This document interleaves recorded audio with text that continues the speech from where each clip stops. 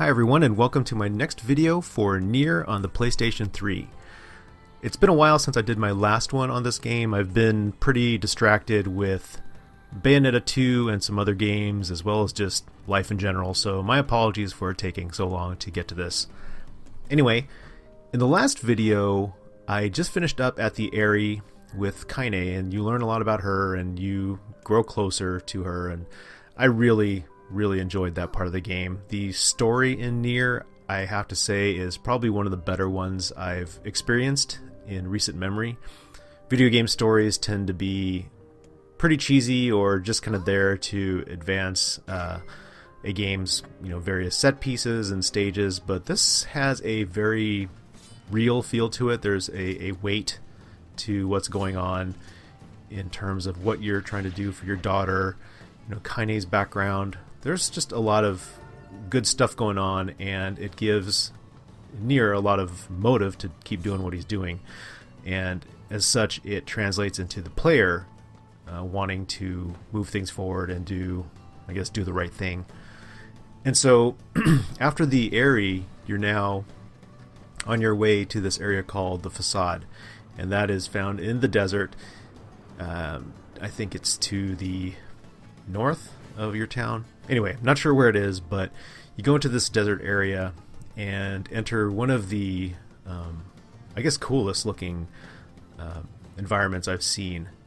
And so that's another thing about this game, is that I think initially I was turned off by the game's muted color palette and what looked like pretty basic geometry and construction. But the more I play it, the more I'm appreciating what Kavia's done with the look of the game. And I know I've compared it to the works of Fumito Ueda, who did Shadow of the Colossus and Ico, and hopefully The Last Guardian, which actually don't get me started on that. But yeah, it has that sort of dreamlike atmosphere that I'm really enjoying. And I do like these introductory cinematic sequences that show you the environments you're going into.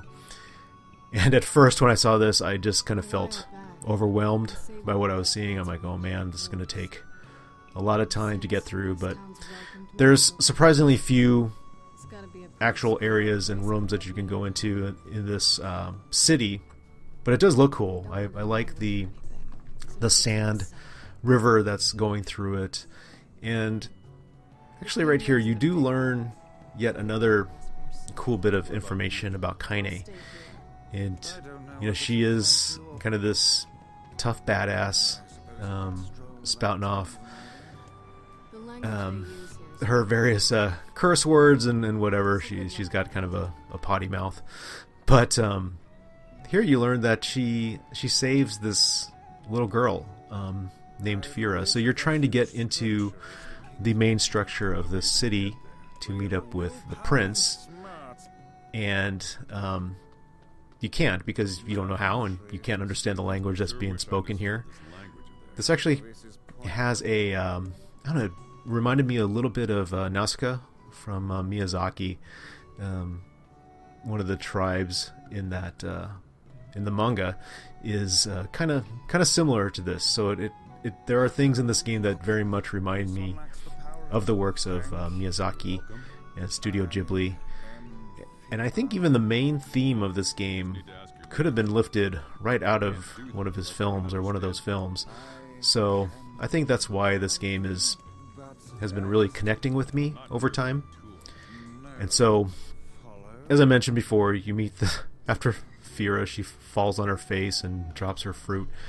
You follow her around, and I don't think she can hear or speak, but you use, sign language to communicate. So Weiss, he kind of translates for you, but she's it's so funny, even though she doesn't say anything physically, they animated her really nicely, and she makes this funny little noise with every step she takes. So it really makes her endearing and likable. And so yeah, right here you do find out that Kaine is the one that saved her life, and so I thought that was a really nice touch. and again adds quite a bit to Kaine's personality and makes her extremely likable, despite her rough exterior and introduction. And so Fyra, she's going to lead you through this dust storm in the desert to get you to this temple where you will find the prince, who I can't remember if he got lost or got kidnapped, but yeah, she leads you there. And another funny thing, again, it's like this world feels all somber and kind of dark and dreary, but there's so much humor. I really like that this city, they have like tens of thousands of rules that they abide by, and so it's kind of oppressive, but at the same time the dialogue between the characters is funny. Like, we can't do this because of rule 5,200, but then we can't do that because of another rule 12,500.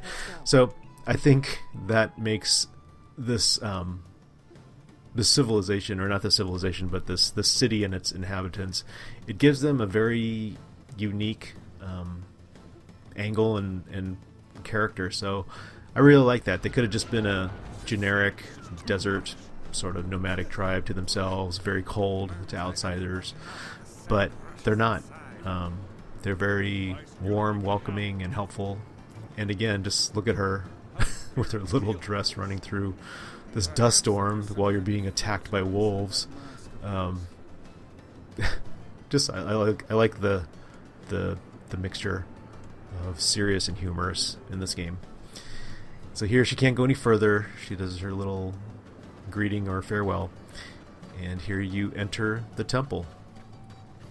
And something I have mentioned before is that this game has a lot of nods and direct influence from Zelda. So I'm guessing that the producer or director who created this game is a fan of Nintendo's action RPG franchise.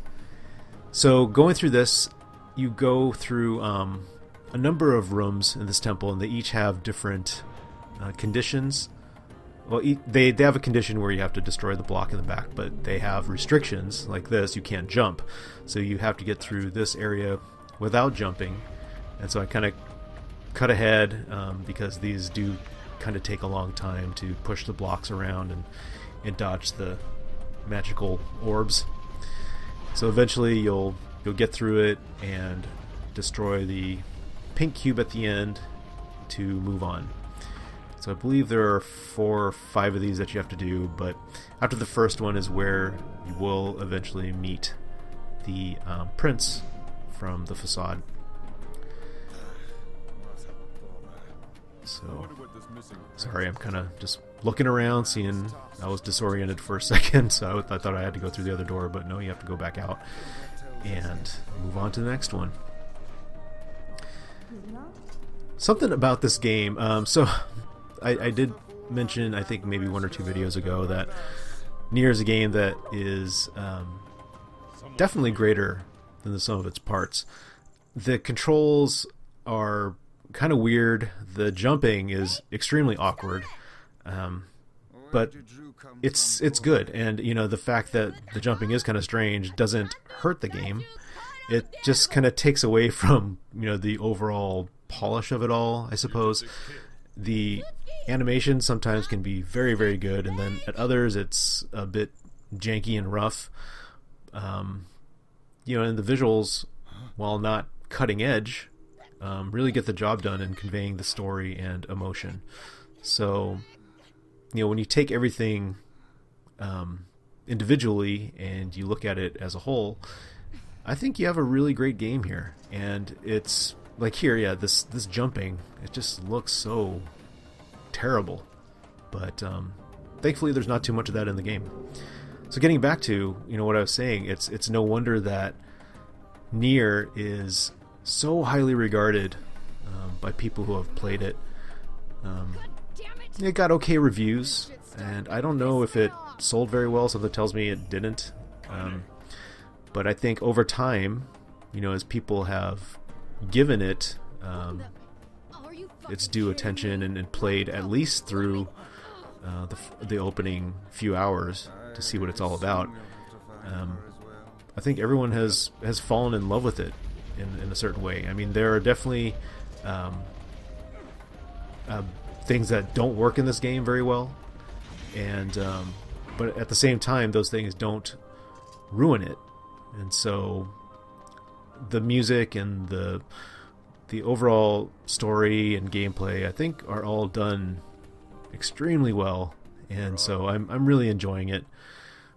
And yeah, I think it's sort of like a game that I'm also playing right now, which is the wonderful 101 on the Wii U.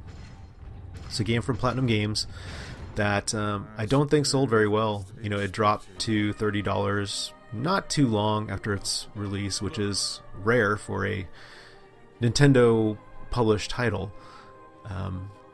But I think people assumed it was kind of a weird Pikmin style game, and it had kind of confusing visuals, and the demo was actually kind of awful, because it didn't really represent the game all that well, and so a lot of people wrote it off. And perhaps the same thing can be said about Nier. It's a mixture of so many different genres. Like, you have this traditional shooter bit. You know, there's something coming up that is straight out of a Infocom text adventure. You know, there's some platforming, so there's a lot of stuff going on. Also the Zelda influence, the puzzle influence. It's sort of like an MMO with the various quests you can do. So there's a lot going on in this game that might turn off people who maybe just want something a little more specific gameplay wise. And so yeah, I think the same is true for the wonderful 101. It's a game I just started, and I've only gotten a little ways into it, but it's just a ton of fun. It has pretty good visuals, and the music is great. The characters are hilarious, and it just has this really heroic build-up feel that I have heard just continues to grow all the way to the very end, and is one of the reasons why it's considered a lot of people's game of the year for 2013. And I've seen the comments that a lot of people would have said it was their game of the year for 2013 had they actually played it when it came out, but a lot of folks bought it this year when the price dropped, or when it became harder to find. I don't think it's it might be out of print now. I could be wrong, but I know that it is. It has been harder to find. So if you have a Wii U and are open-minded about action games and things that are pretty darn original, you definitely owe it to yourself to pick that one up. It's really good, and playing Bayonetta and Bayonetta 2 over the past month or so has really allowed me to understand the mindset of Platinum Games and their systems. So the wonderful 101 wasn't so hard to get into. Getting back to Nier, though, this boss right here, I don't know if I went about it the right or wrong way. It just took me forever to whittle him down and finally kill him. I actually continued probably like 10 times fighting that boss, and the thing that sucks is when you continue in Nier, you are given like one sliver of health, and so if you're out of medicinal herbs or any other healing items, you basically have to perfect the boss, which I had to do here. I think I got hit by one of his lasers once, which didn't destroy all my health. Sorry, I got it right here. Hilarious! I laughed so hard at that. It's a nice, funny little nod to Zelda. But anyway, I did have to. I only got hit once, and if you get hit by one of the dark orbs that come at you, you die instantly. So you can take one hit from the laser, but that's it. Anything else and you're done. And thankfully, if you have to continue at a boss, if you reach a certain point, you continue off maybe halfway through the battle, so you don't have to do the entire thing again. If I had to do the entire thing again with just that little piece of health, I may have stopped, or I might have had to look something up to see if there's any way to recover health before then. Um, so yeah, now you are done. You've saved the prince. He gives you a new weapon, and you move on to the next arc of the story. A nice touch here is that as you're talking to the prince and thanking him, you make it a point that he thank Fyra, which is good. It's good that the writer or writers of this story were thinking of the supporting cast. And so, again, that makes the characters feel a lot more three-dimensional. And, yeah, it just makes you connect a lot more deeply with the various people you're running into throughout this game. And kind of cements it in your mind as a place you want to revisit. So, I really like that. So after this, you go back home, and then it then begins the next arc of the story, which I thought was pretty unique. At first, I was like, "What is this?" But it's very unique, which I just said.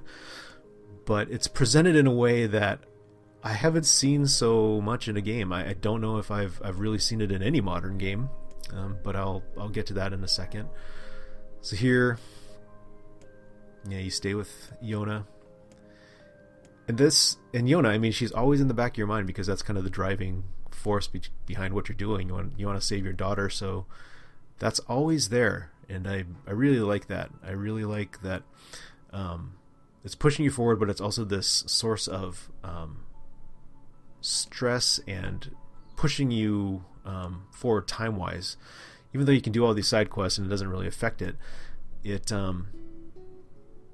keeps moving things towards the end. So I really like that, and that's something I felt in a way with Shadow of the Colossus, in that you're moving forward to doing all these things to try and save the girl, but you're doing all these awful things. You're destroying these colossi that are these beautiful creatures, and even though with each one you take out, you get closer and closer to your goal, but it makes you question the rightness or wrongness of what you're doing.